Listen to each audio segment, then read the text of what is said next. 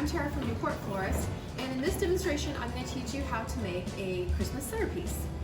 The very first thing you're going to need to do is get your space ready, and so there's three things I can think of that you want to do to get your space ready. Number one, you want to have a big open clear space to work on. You want a trash can, and you want a rag to kind of like wipe up as you work, because you're going to have a bunch of pine needles. I like to have a trash can kind of like right in front of me so I can like work and sort of wipe the pine needles and things away as I'm working. One of the things that you should know before you get started is in your kit you will have received a 2/3 brick of Oasis. The way to soak Oasis, there's a wrong way and a right way. The correct way to soak Oasis is fill your sink basin full of water more than the height of the Oasis, and then let the brick soak down slowly at its own pace. Do not submerge the brick. If you do that, it'll stay dry on the inside for some reason. So like I said, fill up the basin, let it soak down at its own pace. Also, you'll need a kitchen knife, a pair of scissors, a clipper, and Fifi, grab me a knife, will you? I'm gonna use a floral knife. You don't have to do that, but I like to. You'll probably receive a container like this or slightly different, but it'll be the same technique. So I have a full brick here, and I'm going to cut this down to a 2/3 brick. And then what I'm going to do is I'm comparing the bottom of this container to how this brick sits. And what I'm going to do is I'm just going to trim it down just a little bit. You want the brick of Oasis to fit snugly in there so it doesn't wobble around too much. And what you're going to see is I have a little bit of room on the top and bottom, but it's snug on the sides. This is perfect because you're going to have a little room for water, a little reservoir for water, but it's snug here and here. And then I'm just going to cut down these edges. That's just something I do, is just cut down those sharp edges. Okay, and this goes in the garbage. Thank you, sweetie. Actually, could you give me the yellow one, honey? This one's not very sharp. And then I have 2 candles here. I'm gonna take off the plastic. Now I'm gonna shave down the candle at the bottom. And the reason I'm doing this is so it doesn't take up so much space inside of the Oasis. And then I'm gonna twist the candle down into the Oasis. And then I'm gonna turn it to make sure it's actually straight up and down. One of the fundamentals for design, especially for this Christmas centerpiece, we're gonna pretend like this is our tray. Here's the bottom of it. And then here's our foam sticking up. And then here's the candles. Okay, what you're gonna wanna do is, as you're sticking in your greenery, you're gonna want that greenery to come down and out. It's all coming from the bottom center of your arrangement and out. That's, in other words, this is how plants in nature grow. They start with a central downward point, and then they spring out and down from there. So that's what you want to happen with your greens as you place them into the container. So what I'm gonna do with this one is, as I start to put in my Christmas greens, I'm gonna start with inserting them in and then making them arch down and covering the bottom. This centerpiece is gonna be long and skinny. You could make yours perfectly all the way around, but the very first pieces you're gonna make are gonna go in, and then they're gonna arch down to go down. A lot of beginners make this mistake. They just start shoving in greenery, and then they leave the top empty, and this is all winging, it's all coming out this way, straight, like out and up. But to make it look more graceful and elegant, you want the greens to come out and down, okay? So the very first greens I'm gonna use are the Noble Fir. And so one of the fundamentals for design is you always want to give everything a fresh cut right before you insert it into the water or the foam. I just added a little bit of water to my tray, design tray. So I'm peeling away the greenery or the pine needles. I'm giving it a fresh cut, so there's about 1 to 2 inches exposed of greens. And then I'm giving it a fresh cut and inserting it. And see how these first couple pieces go out and down? That's what you want.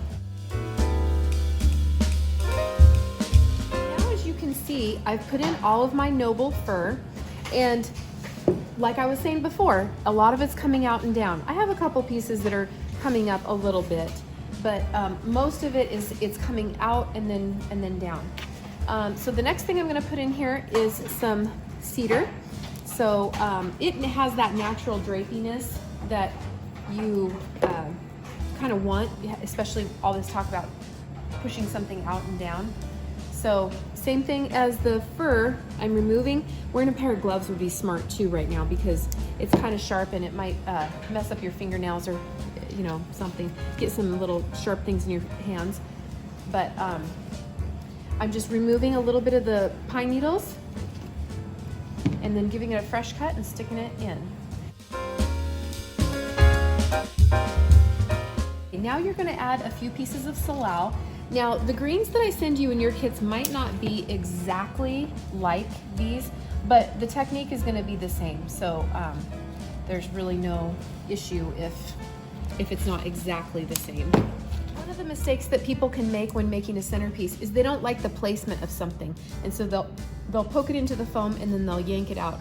You don't want to do that too many times because it'll start to disintegrate your foam. And so the best thing is if you put something in and you don't love its placement, leave it there and just trim it down and trim it in a way that's not super duper noticeable. Okay, so this looks like quite a bit of greenery. Now we're gonna put some of our other items in here. Usually I suggest that your bigger, rounder things go in first. So we're gonna do our pine cones, balls, and then we'll do our flowers. Okay, so what we're gonna do now is we're gonna make some little ribbon tucks that will go in the arrangement. As you see right here, it has 3 loops and 2 tails. So you're going to just kind of pinch little pieces of the ribbon between your thumb and index finger. And I like to use my right hand to kind of like tuck it under and then loop it back, tuck it, tuck it. I'm gonna show you a simpler way to do this as well, just in case what I showed you is complicated. Then you're gonna take this piece of wire, bend it in half, and then feed it through here, okay? So it looks like this. And then in the back, you're just gonna twist it, okay?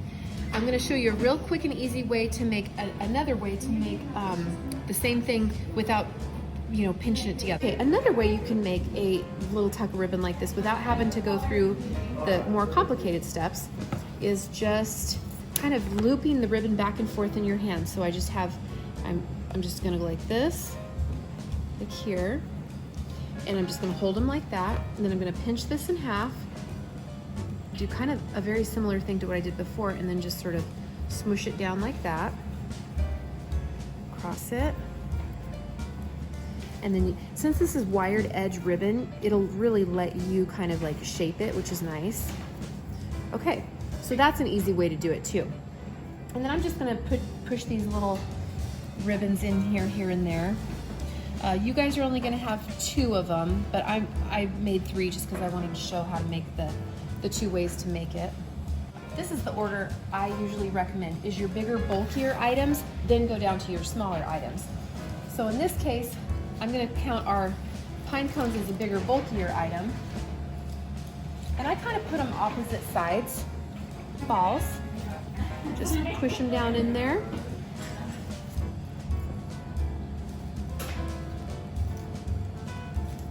Okay, the next thing we're gonna do is some of our alstroemeria. When you get a piece of alstroemeria, most of the time I remove these upper leaves right here because they usually die first. And so since they die before the other flowers, I try to remove them. And then you sort of have to decide how long.